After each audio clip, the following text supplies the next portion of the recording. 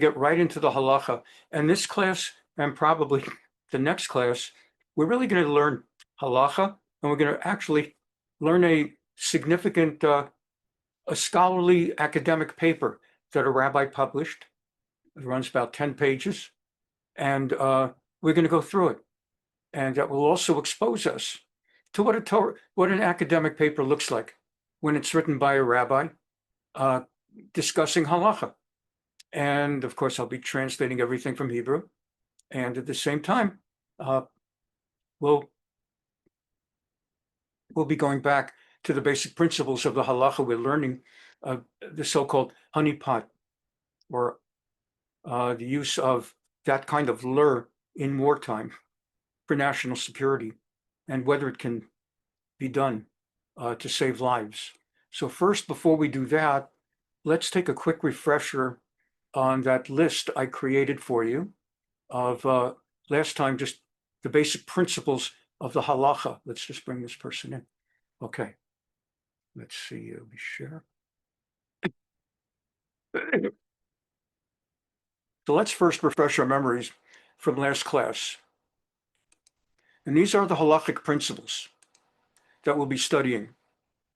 Pikuach Nefesh and Honeypot lures. Pikuach Nefesh is the Halakhic term for saving a life. When they talk about, is this allowed to be done even where the Halakha seems to say no, they might come back and say, well, what about Pikuach Nefesh? What about if it's to save a life? So we talked about, first of all, that almost all Jewish laws in the Torah, laws from Chazal, the rabbis, laws from different customs, traditions that have developed over time, basically everything can be set aside to save a life. Pikuach Nefesh. Now, really, the average layman is not qualified to sit and look at a situation and decide, yeah, I think the law could be set aside for this. I think this makes it up to Pikuach Nefesh. So really, you're supposed to consult with your rabbi. Had a situation, just to give you an example, had a situation in shul, previous shul I was at before Young Israel, and they had a very, they had a playground and then a very rusty fence surrounding the play. Within the shul perimeter or property, they had a section for kids to play, and it was surrounded by a fence that was old, rusty. I had commented on it, and just the rabbi can't get anything done. And tragically, not tragically, but of deep concern, one of the boys, before shul davening that Saturday morning, his father always would come early, very devoted to shul, and his son was a typical wild boy, not wilder than average, just a boy who plays, who's happy and rambunctious, and he managed to get himself up to that fence, and he managed to get some of the rusty stuff poked into his foot. And his father brought him over right away. The kid's screaming and yelling in pain. And the father said, I don't know, is this Pikuach Nefesh? What should I do, Rabbi? And it's 5 minutes or 3 minutes before shul. And I took a quick look. And being a rabbi, and another rabbi might have ruled differently, which is okay, because we are human beings and we do our best. But based on my understanding of everything and my assessment of the mix in the question, I felt we need to get the kid to a hospital right away. Because Pikuach Nefesh does not mean that the person is right now dying of poison. It could be a lady who's right now going into labor. Not that the baby's already starting to come out, just going into labor. And most women who go into labor have no problem nowadays. But if you know Halakha, and you have some experience, you often will say that, well, I don't think his life is in danger, but you never know. And there's somebody, I know that fence is rusty already. And so I told him, get to the hospital right away. The nearest hospital to us is Hogue. And I said, once you get there, you're going to have to stay there the rest of the day. Once they treat him, yada, yada, yada, you will not be able to take a car ride back. You'll have to have stuff to keep busy at the hospital. So go ahead and pull 2 or 3 kids' books out of the shul library and let your son carry the books into the car. And now the question is, who's going to drive? In a worst case scenario, you, the father, will drive. It's Pikuach Nefesh, all bets are off. You'll drive. However, he's walked to shul, he's Shomer Shabbos, he doesn't have a car there. And there are other people in the shul who do have cars there because they have not walked. So now this is harder for me to answer than the first part of the question. It's enough Pikuach Nefesh with the rust to rush to the hospital. Problem is, who's going to drive him? He doesn't have a car there, as I just explained. And there are people in the shul who have cars there, but they're not supposed to drive on Shabbos. They're Jewish. And we don't sit there telling people don't come to shul driving. You know America, and but for me to go to a Jew and say to a Jew, look, I'll use the name Charlie, it's a universal name. Look, Charlie, why don't you drive him over to the hospital? I can't, but it's Pikuach Nefesh. And if it's okay for Charlie to drive on Shabbos, is it okay for me to drive on Shabbos? That I'm going to throw it off on Charlie? Well, Baruch Hashem, we had a person studying for conversion in shul. We had a few. And person studying for conversion, one of the dead giveaways that a person studying for conversion is they go to shul on time.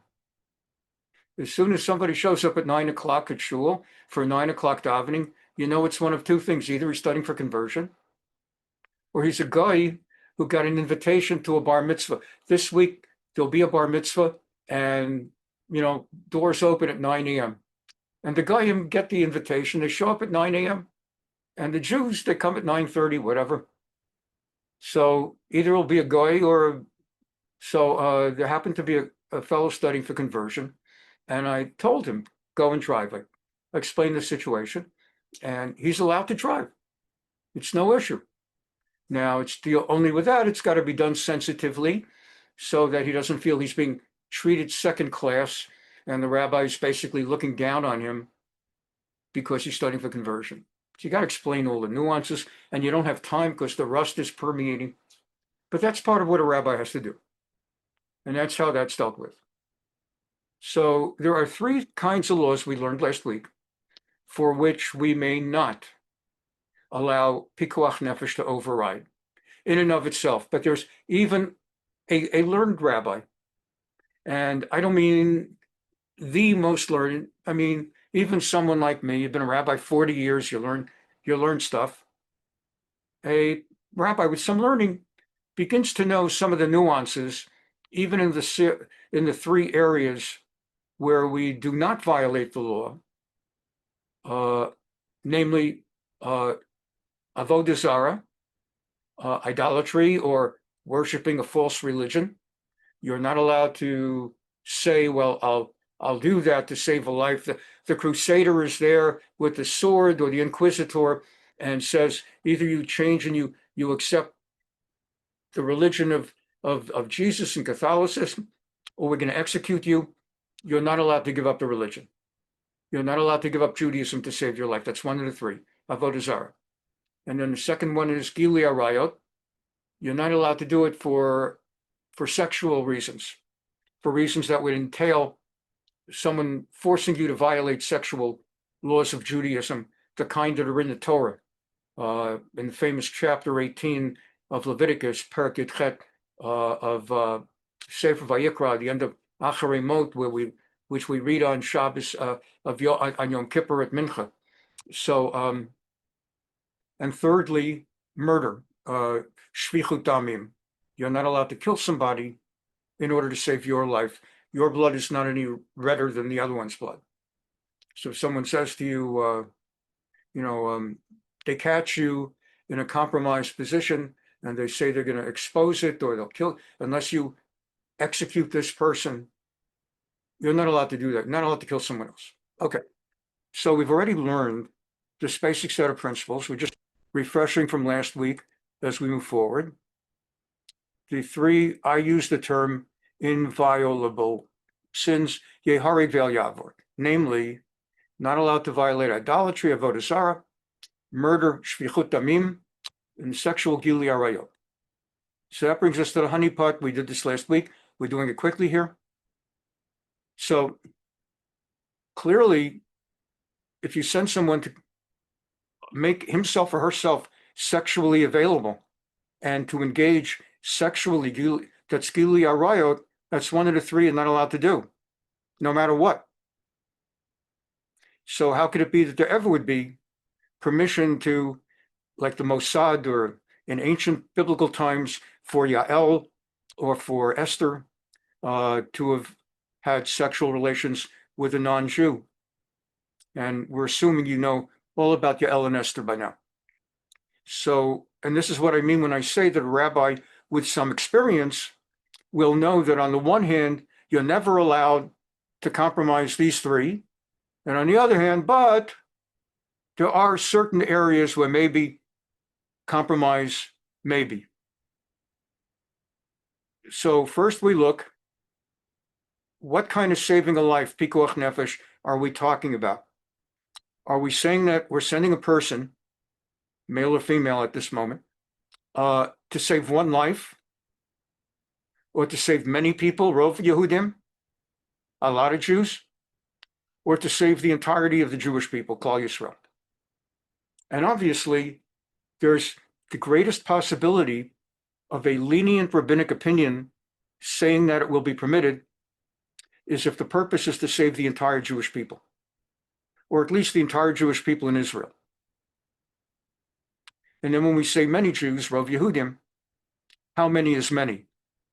Is many 30? Is many 100? Is many 10,000 or a million? And individuals is like under 10, I don't know. So we say with Yael that she did what she did to kill Sisera, the general of the Canaanites, who would otherwise have gone back to Canaan and would have, under King Yavin, rebuilt an army and come back again against the army of Israel. He was running for his life, even though all his people were gone. Everybody died in that battle except for him. Nevertheless, he was not going back just to go into early retirement. He was going, that's what they do, generals do. He was going to create a new army to try again. So by killing him, she was saving Klal Yisrael, not just many Jews, but the Jewish people, because we see in the book of Shoftim, chapters 3 and 4, we see that once Sisera was killed, that was the end of the Canaanites for generational. We end up with other problems with Moabites, Ammonites, but the Canaanites for a long, long time get out of the picture. She saved the entirety of the Jewish people. And the same thing with Queen Esther. She wasn't only saving herself and Mordechai.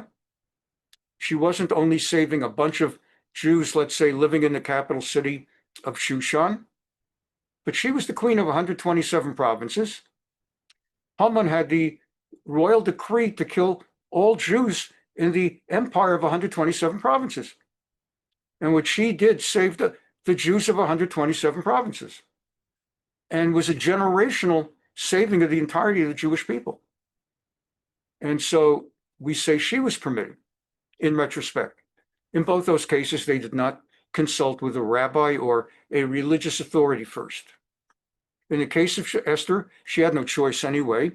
She was pulled into a beauty contest against her will, and she was selected against her will. And what she did mostly was against her will, but she did lure the king in chapters 4, 5, 6. Though it does not say that she lured him actually to do the act. In fact, we read in chapter 5 that he couldn't sleep at night one night. He was up, he couldn't sleep at night. He called someone to read him from the book of his Chronicles. And there's no reference to a wife in the bedroom. So we don't know what the other full relationship was, but we know there was something going on in that relationship. And the rabbis have always deemed Esther a holy, righteous person, as with Yael, because they saved Klal Yisrael. All right. We look furthermore, especially with the Mossad types or anybody, is the agent male or female? And we talked about it more last week, so we'll skim over it now very quickly, that there's less problem theoretically in sending a female to lure a male than to send a male to lure a female. Because for the male to complete the act, he has to at some point get some personal pleasure benefit, or he would not be able to perform. It's just biological. Even if he does not like the lady and he doesn't think she's attractive, in order to complete the performing, enough said. Whereas for a female, she literally, from start to finish, could find the entire process utterly disgusting with absolutely nothing that she benefits from it. She can make noises and sounds like Meg Ryan in When Harry Met Sally, but she could essentially be feeling disgust from start to finish. So if someone's going to be sent for that kind of thing, it might be preferable to send a woman. If it is a man, they're trying to lure. Obviously, if they're trying to lure a woman for some reason, they may have to send a man. So if it's a woman being out there to save the entirety of the Jewish people, then it might be that there might be room for a rabbi to say it would be allowed. And very importantly, is the agent married or single? Very important. We went through it last week. This is just a refresher. If she's married, and now you're sending her into another place to be with Venunu or whatever, she's committing adultery on her husband. And that's halakhic adultery, is when a married woman is intimate physically with another man. We've learned many times that when a married man is intimate physically with another woman, that's forbidden, but it's not adultery. And we've explained that it goes back to how in the Torah times, a man was allowed to have more than one wife, not only the king, and man was allowed to have more than one wife. And so it was permitted. The only reason men are not allowed to have more than one wife now, in the case of Ashkenazim for about the last 1,000 years, case of Sephardim, less than that, it's because these were decrees, rabbinic decrees, gezerot, by the lead rabbinic authorities of a generation, like Rabbi Meir or Hagolah. So Ashkenazim 1,000 years ago, under the understanding that we live in a Christian world, and for other reasons, the great light of that generation, of the diaspora, ruled, among other things. He handed down something like 18 rulings. That's the famous one, but there's 18. One of which, for example, is you're not allowed to read someone else's mail. It's a halakha. Not allowed to read someone else's mail. It would include emails, texts.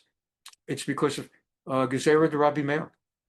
He ruled back then. They would send a note, by courier, but it's forbidden under all circumstances under the Gezerah of Rabbi Meir. Other things like that. But among them, of course, is that Ashkenazim no longer were allowed to marry more than one woman. Although technically that was a gezerah, it's a rabbinic decree. It's not the Torah law of adultery in terms of both the Halakha, as in Vayikra, and the 10 Commandments, the 10 pronouncements, the Aseret Dibrot. Okay. So if there must be, there is a difference halachically whether a man is sent or a woman is sent. Because a man, it's the gezerah of Rabbi Meir, but on the other hand, to be with another woman, as long as she's not married. But for a married woman, she may not be intimate with another man. So that's a very big thing. So let's say they have to send a married woman. Let's say, I don't know, they're trying to capture someone and they know, and they know this particular woman happens to have had a relationship with this man years ago, and he's got a soft spot for her from years ago. And there's no other woman that the Mossad, for example, would think would be as appropriate and successful as that woman who has that entree. So the rabbinical opinion, it's a mess. Rabbi Gershom, I said Rabbi Meir, Rabbi Gershom. Thank you very much. Asaf, thank you very much, Asaf. Rabbi Gershom ben Meir HaGolah. It's from the word Meir. He was the light of the Golah. Thank you, Asaf. Rabbeinu Gershom, and that's Rabbeinu Gershom Meir HaGolah. That's where the word Meir popped in. So anyway, the idea is that the rabbis would say in that case, if you're sending in a woman who's married, well, if her husband would first give her a get and divorce her, so that takes care of that part of the halakhic problem.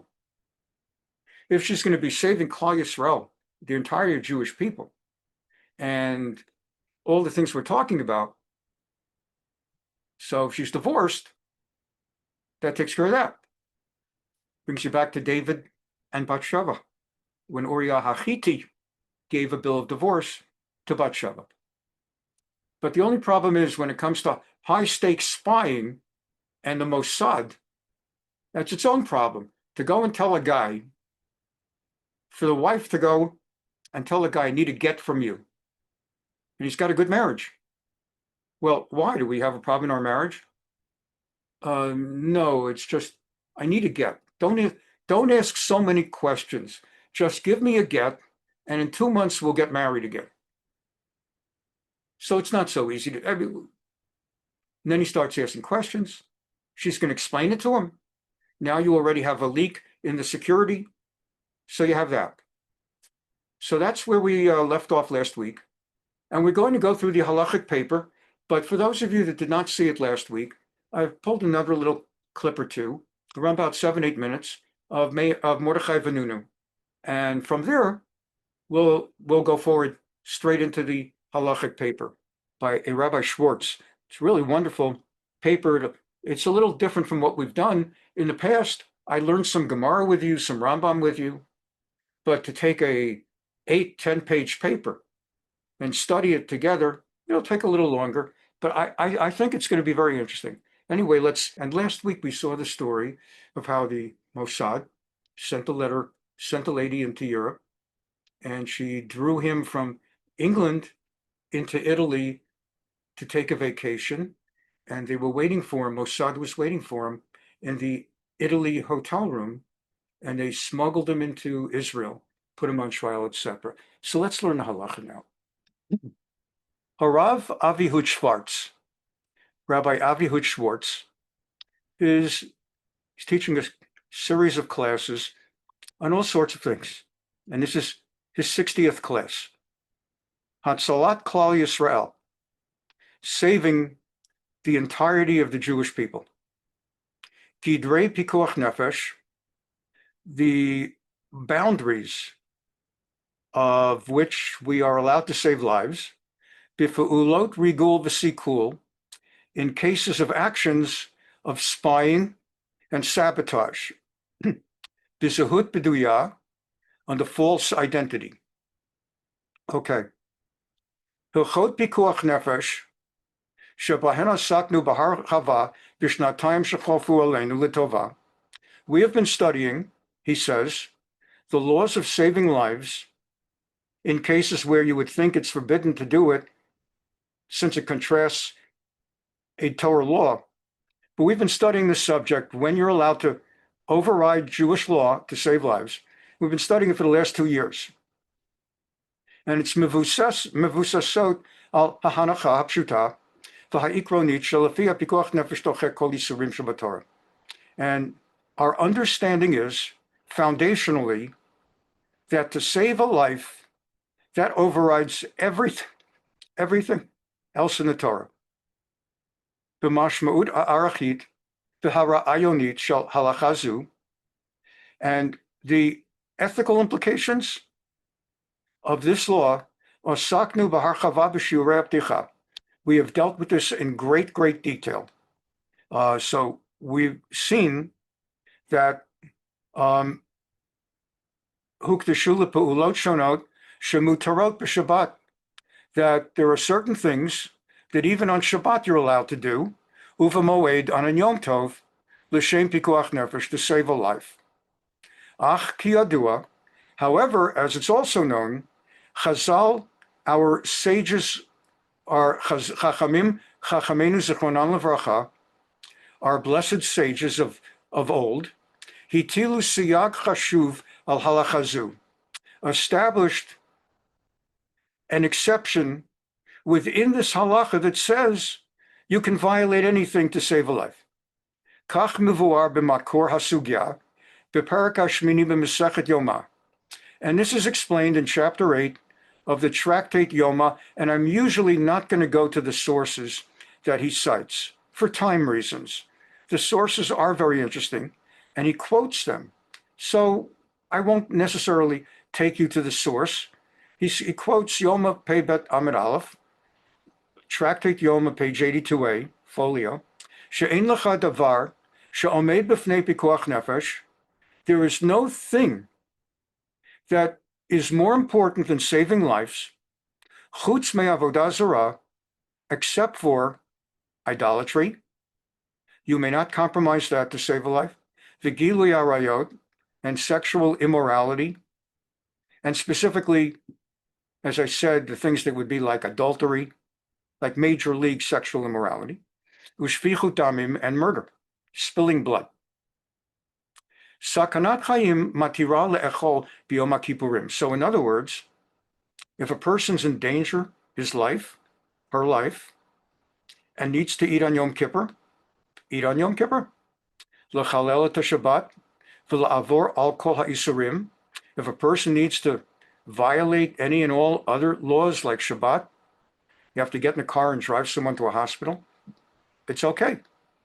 As I said with the boy with the rust, if there had not been a non-Jew studying for conversion, then I probably would have had to have we would have had to have somebody.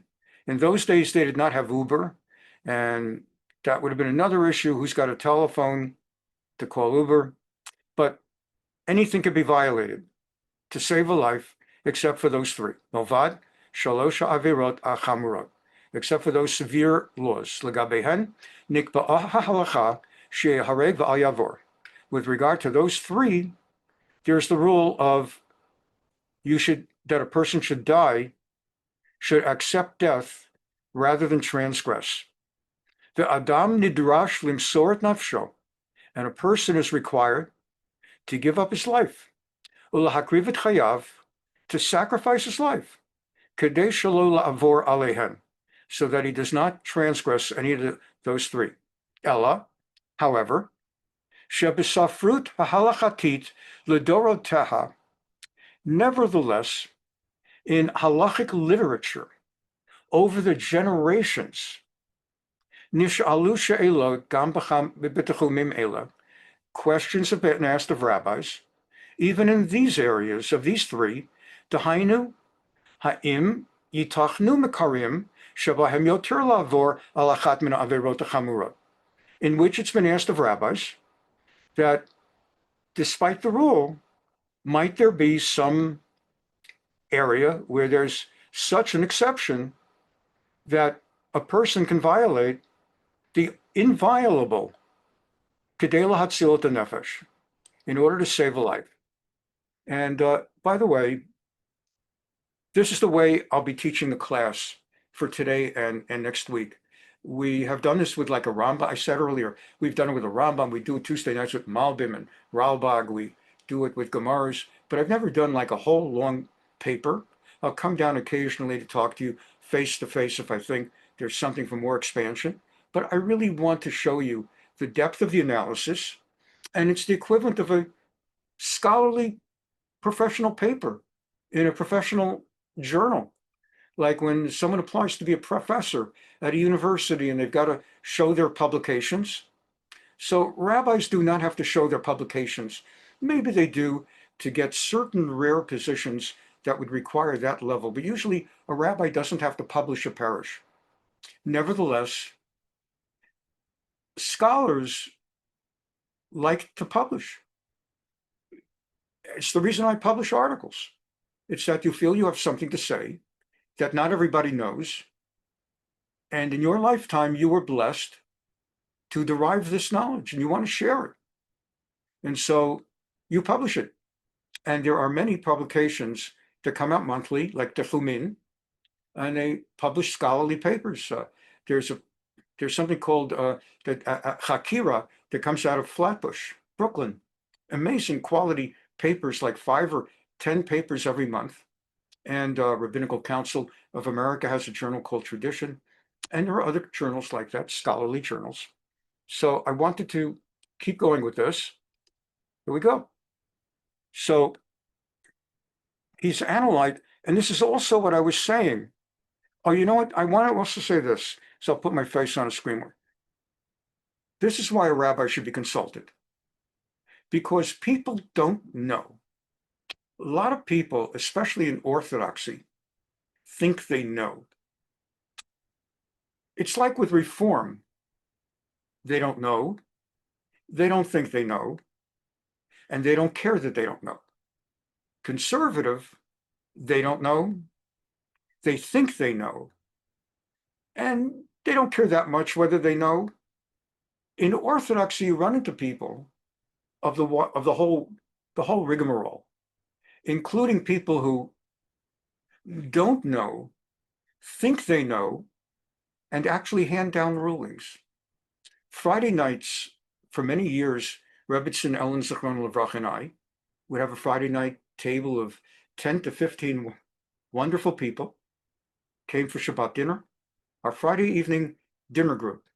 And I would teach some Torah, and everybody would talk about their week. How did they do at work? How did they do at play? And friendships developed. Every so often, someone met someone else and got married. All kinds of interesting things developed from that group. And every so often, you're at the rabbi's house. P.S. I'm the rabbi.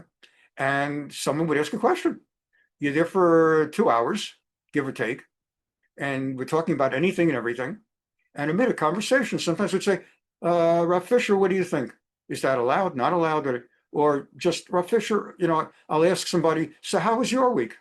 And they'll say, I really have a good story to tell you from this past week, but before I start, could I ask you a question? I wanted to ask a question. And yeah, okay. Every so often, contra halakha is forbidden in halakha. It is forbidden in halakha to answer an halakhic question in the presence of a rabbi who is being asked that question. Only the rabbi is allowed to answer it.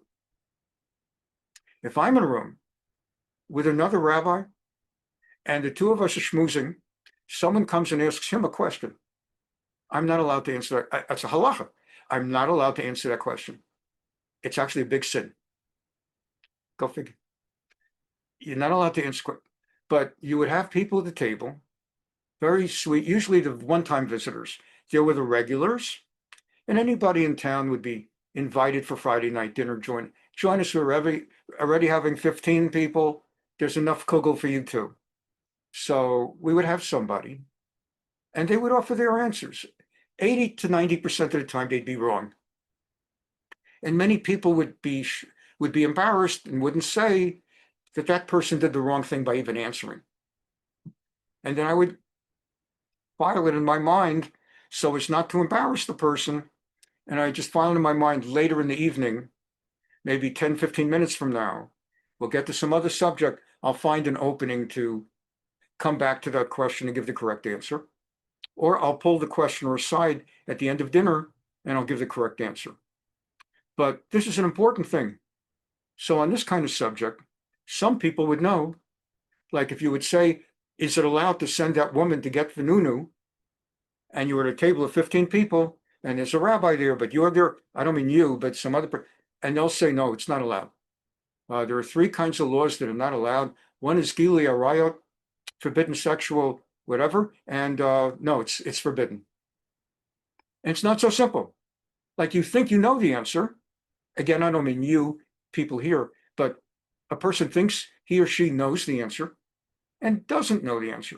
And probably the other people who have experienced something of this nature of frustration are lawyers, good attorneys. We're in a group and someone asks a legal question and someone who's not a lawyer answers the question and they're wrong. You could see how as a layman, it kind of could have been the right answer. Only as an attorney, you know it's the wrong answer. That's what happens when someone, and that's why like the state bar does not allow non-lawyers to practice law. Part of it is a thing where the state bar is watching out for itself. Everybody, a lot of people feel that, oh, for goodness sakes, you should be able to go and be represented by a paralegal, but the state bar watches out for their own people, so they don't let paralegals. Well, there's a little bit of that. But as someone who practiced law for more than 10 years, I could tell you firsthand that you really can't have non-lawyers practicing law and giving legal answers. My first divorce, my only divorce from my first marriage, we did not hate each other to the degree that we decided to get separate divorce lawyers and kill each other. We decided to have a so-called amicable divorce. And so we went to one of these street front, we agreed to go to a street front paralegal place and let them fill in the divorce papers. So instead of each of us paying $50,000 to clobber each other and basically wipe out our children's college savings that we were saving for, we decided we'll just get a paralegal, do it for however many $100 and finished. And I made a promise to that wife that I would not use my own legal knowledge. And she trusted me. I'm an honest guy. So I would not use my legal knowledge. I would let the paralegal just do his or her thing. And as the paralegal filled in the papers, I saw at least 3 glaring mistakes. And so I told my wife, I said, I promised you I won't make any changes or use any legal knowledge, but I want to show you these 3 things. If you're okay with it, we should change it. And she said, oh, definitely. And so we changed it. But it really brought home the one time in my life, I actually asked a paralegal for where I had an interest in having a paralegal do some legal work. And I saw, well, you can't have paralegals doing legal work. They don't know what they're doing. Now, most people wouldn't know the difference till a year later, and then it's too late to fix it. And it's not like the end of the world. But so in the same way, what we're learning here from this rabbi is that al regel achad, on the first instance, you're not allowed to consciously send a woman to have sex with a man for a strategic purpose. Just not allowed to. This is Judaism 101. Well, it turns out it's not. It's 101. It's introduction to 101. And 101 has nuances.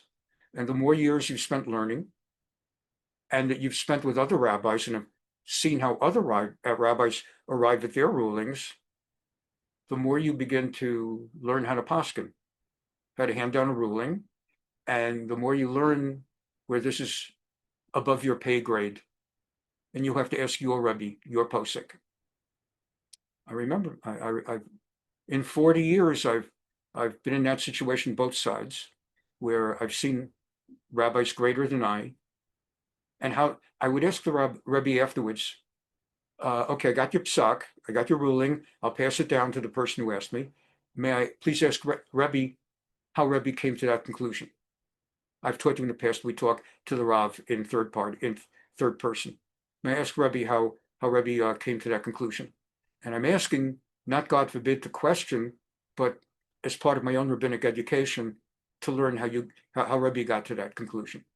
And you begin to learn how the process works. And you don't just, Judaism is not black and white. Contrary to what Reform mockingly and conservative ignorantly say, Orthodoxy is not black and white. There's a lot of room. There's things where there's no room. Okay, so we continue. All right. So, it says that, let's take that off that black thing, okay?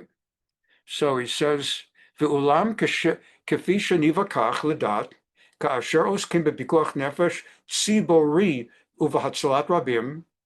What we're going to see now is that when we're dealing with lives in danger, where we're dealing with the entirety of the Jewish people, or a lot of people, the alachat kama v'kama b'hatzalat Klal Yisrael, and especially if we're dealing with the entirety of the Jewish people, efshar shehamaskana hahalachatit shoneh. It may be, we're going to see, that the ruling is more lenient than you expect. Lahavharat hadavarim nitmaked b'sheila ma'asit achat. For the purposes of clarifying the whole issue, let's focus on this one particular question. Asher krucha b'shtayim min ha'averot hachamurot. This is a question that actually interfaces with two of the three inviolable rules. Giluy arayot, are you allowed to send a double agent, let's say, to lure someone with sex, to get important information, intelligence, or sabotage? The avodah zarah, and also to take on a false religion. Are you allowed to go, like, I don't know how many of you have seen Eli Cohen, that Netflix. Netflix did a program called The Spy. I highly recommend it. The Spy. It was a 6-part Netflix series starring Baron, what's his name? The guy that, well, anyway, it's going blank a moment on his name. No, Beth or someone will share it. Sacha Baron Cohen, thank you. And thank you. Sacha Baron Cohen playing Eli Cohen, the Israeli Mossad agent that got sent into Syria. And the idea was to find out what he could, because Israel needed to know what's going on in Syria. We're like at war with them. And he accomplished a lot more than they ever imagined. We just saw a comment that it was a well-done piece of work. They couldn't, he got so trusted by the upper brass that they were about to name him the Assistant Secretary of Defense of Syria when it all blew up. And so much more investing. Yeah, okay, let's comment on now. His drama work is better than he plays Borat. Borat I can't watch, it's too filthy. It's too coarse and disgusting. So I can't watch his Borat stuff.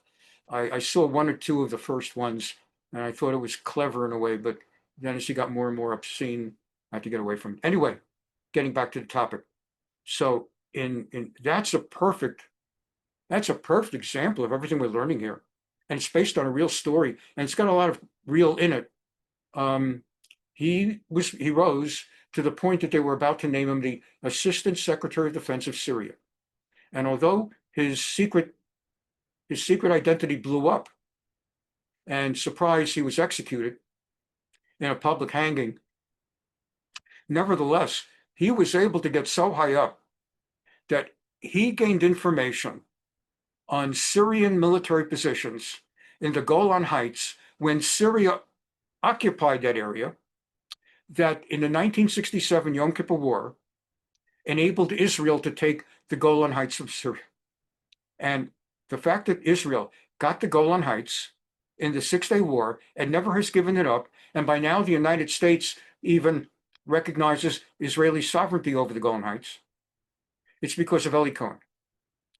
In order to rise to that level, he started dating a Syrian Muslim woman. He was married. to an Orthodox, I believe, certainly traditional, possibly Orthodox, Sephardi woman.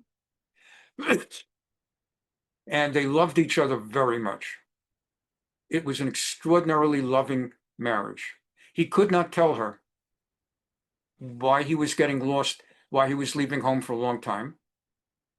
And so she never quite knew, had her suspicions. They had to make sure she doesn't find out, because she could blurt something. You blurt something to your sister-in-law, and then she tells someone, and they tell someone, and next thing you know, Syria finds out. Yeah. So he had to keep it secret, and he found this out. And he had to take on the public image of a Muslim. They don't spend a lot of time on the series showing that. But the understanding is he was a Muslim. And that's how it's often been. That while we're calling it Honeypot, and we're focused on the sexual part, very often when someone is a spy, in Germany during World War II, you have to be Christian. You have to show up in church. You have to seem to be Christian. There's just no two ways. So you're allowed to. We just learned you're not allowed to. So Rabbi Schwartz is bringing out that there actually overlaps two issues. Not only sex, honeypot, but also, are you allowed to seemingly take on a false religion? Go to their church, prostrate, cross yourself, all of that. So, Hashelach elchatit hi mehem gevulot, mahim gevulot mutar vasur. So the question here is, what are the boundaries? How far can you go lamaragel for a spy, leish o eshet biyun, for a male or female intelligence officer, shechayu poel b'zahut beduya, who lives and works under false identity, be'eretz oyev, in an enemy nation, kedei le'esof modi'in letovat medinat Yisrael, for the purpose of gathering information, intelligence, on behalf of Israel, or for the purpose of engaging in sabotage activities on their behalf. I think I mentioned last class, I mentioned in one of our classes, Tehran, that on Apple Plus, the Apple Plus streaming, they have an Israeli series, Tehran. They now have 2 years of the series, 2 seasons up, 8 episodes each. And part of the storyline is that a Mossad woman, originally born in Iran, made Aliyah, but she knows Iran, she speaks Persian with the right accents, and they send her back. And her job is to do sabotage. Initially, she's sent not for sex, she's sent to do sabotage. But in order to get a second season out of it, and now a third season is coming out, they have to expand the storyline, and before you know it, she's got to do all this stuff. So the question is, how far can you go? And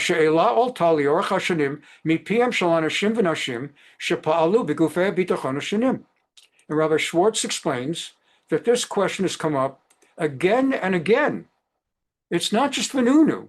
Vanunu is the most famous, but it has come up again and again in cases of people that have been sent overseas to do security work as intelligence. How do you think Israel knew on the day that they started the war with over the nuclear? How do you think they knew that night to kill every one of the generals and nuclear scientists in Iran who mattered? I mean, they killed about 20 people that night. They wiped out the entirety of the Iranian officer fleet and all the top nuclear scientists in one evening. How'd they do that? They obviously had a lot of intelligence people who did not simply know the names of the generals, but they knew where they live, their home addresses, where their bedrooms are, what time they're going to sleep. So how do you think they got that information? There are a lot of people there that were going to mosques and sleeping around. And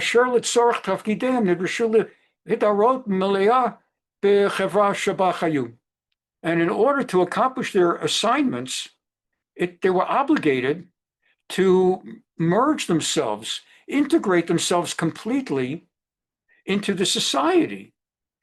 Hitarut zudur shashut futbula be'ilah betekasei pochan dataim, and that kind of merging internally with the culture and the society also requires participating in religious rituals, crossing yourself if it's a Catholic or Protestant place, crossing yourself and maybe taking the wafer and the wine, or the Muslims, and maybe prostrating. And the same thing with getting married. If you're there long enough, if you're there for 3 weeks, you don't have to get married. If you're going to be placed there to be there for 7, 8, 9, 10 years, which is what happens, in order to be able to know where all the generals live and go to sleep and where the bedrooms are, you've got to be there for years and years, and eventually get invited to their Friday night Shabbos dinner or their equivalent, their social gathering. And you find out where the bedroom is, and you find out where they live. And that takes years. And when you're there years, so everybody in a country like Iran, Syria, every country at war with Israel, understandably, they're all suspicious. They're all freaked out by the Mossad.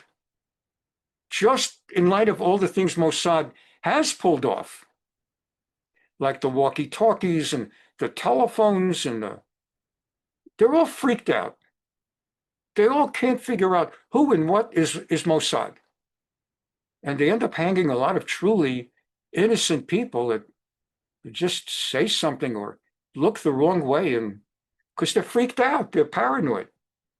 But for the Mossad to help integrate their people, that they should not seem suspicious, these people got to get married in many cases. So now they're getting married at sex, and maybe they're getting married in a church or a mosque. And even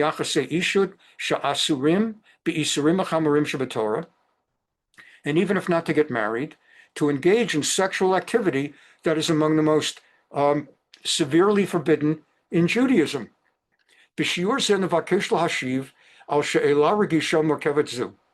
So we are going to continue learning here this very sensitive and complex question. Just an itsy bitsy more. We're going to just wrap up just in a moment or two, just to get into the next section. This will just be like 3-4 more minutes. And you already have all the background, which is what I have invested several classes in, so that we could follow this paper without having to continually take 3 weeks off for each background element. You know it all. Ma'aseh Yael ve'Esther, v'chidush ha'maharik. So let's begin. Let's talk about the story of Yael. Well, you know who that is, and you know the story. Esther, you know that. And there's a rabbi, the Maharik, and he ruled based on those stories. Big Marabba Mesechet Nazir, in the Talmud, in Tractate Nazir, Nishnata Halakha Mechudeshet Ad Mod, a very unusual law was taught for the first time. Amar Rab Nachman Bar Yitzchak, this rabbi taught, Gedola Avera Lishma, Mi Mitzvah Shelo Lishma. It is greater to do a sin for the purpose of serving God. Sounds quirky. Than to do a mitzvah not for serving God. So if the reason you came to Ellen's and my Friday night Shabbat table is you're hungry and you're looking for a free meal, and someone told you Ellen's a great cook, is a great cook, so you're coming for the food, although you're sitting at a Shabbat meal and everyone around you is talking Torah and singing Zmirot, and maybe you can read Hebrew or you could read the English transliteration. And so it might be you're doing a mitzvah to experience Shabbat, or maybe you're just doing a mitzvah to experience a good meal. And certainly that's very common at Hillel's. Okay, the last 2 years with the Arab stuff, but historically, you go to a campus Hillel on Friday night, more than half the people there at the Friday night dinner are non-Jewish. They find out from their Jewish friends you can get a great free Friday night meal at the local Hillel. And the Hillels are not run religiously, so they welcome everybody.